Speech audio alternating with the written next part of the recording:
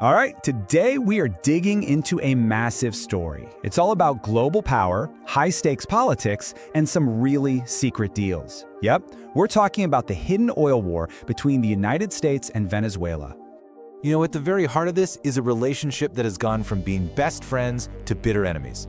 It's a huge battle between two nations that are, believe it or not, completely tied together by oil. But when I say war, don't picture tanks and soldiers now. This is a war fought in boardrooms and through bank accounts. It's a conflict that's waged with economics and strategic moves, and a lot of it happens way out of the public eye. The weapons of choice in this whole thing, they're not guns, they're incredibly powerful financial sanctions, and they're literally designed to bring an entire country's economy to its knees. Think of it like a global chess match. It's this incredibly complex game of high-level power plays where every single move can cause shockwaves around the world. And here's where it gets really interesting. Despite all the tough talk in public, behind the scenes, there are secret negotiations, these backdoor deals, happening as we speak. Okay, so let's really dive into this. It's a tangled, often secret conflict all over one of the most important resources on the planet. So to really get what's going on, you gotta ask a simple question first. Why is Venezuela so important?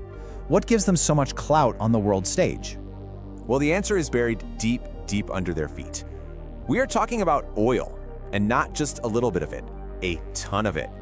And this right here, this is the key to the whole story. Venezuela isn't just another country that produces oil.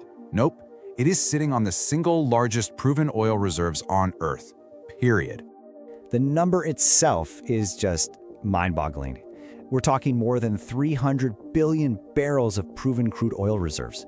It's almost impossible to wrap your head around that scale. And this chart just lays it all out there. Look at that.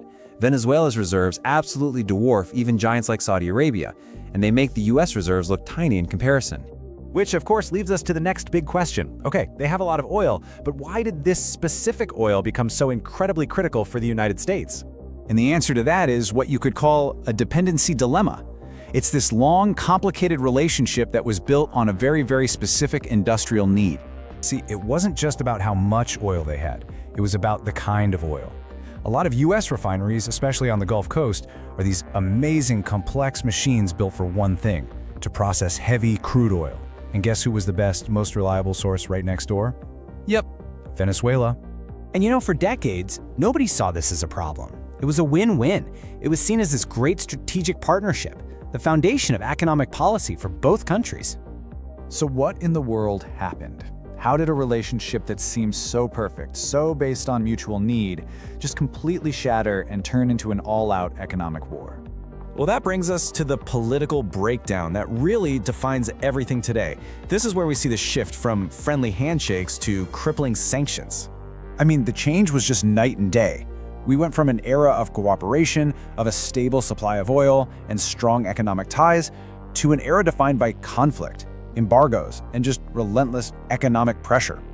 And what's wild is how fast it all escalated. It started as some political tension back in the early 2000s, but then it just snowballed. By 2017, we had major financial sanctions. And then the hammer really dropped in 2019, when sanctions directly targeted Venezuela's state-run oil company, the very heart of their economy. So that's the backstory. But what about right now? With all this bad blood out in the open, what's actually happening behind the scenes, away from all the cameras?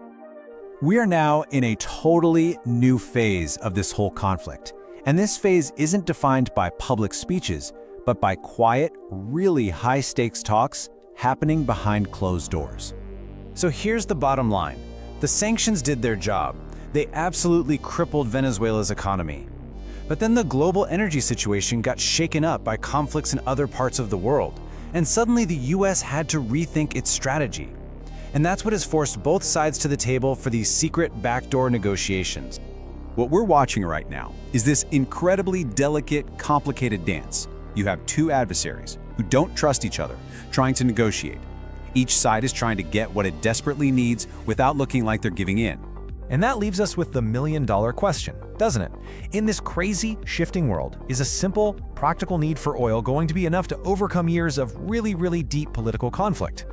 Honestly, the next move in this chess game is anybody's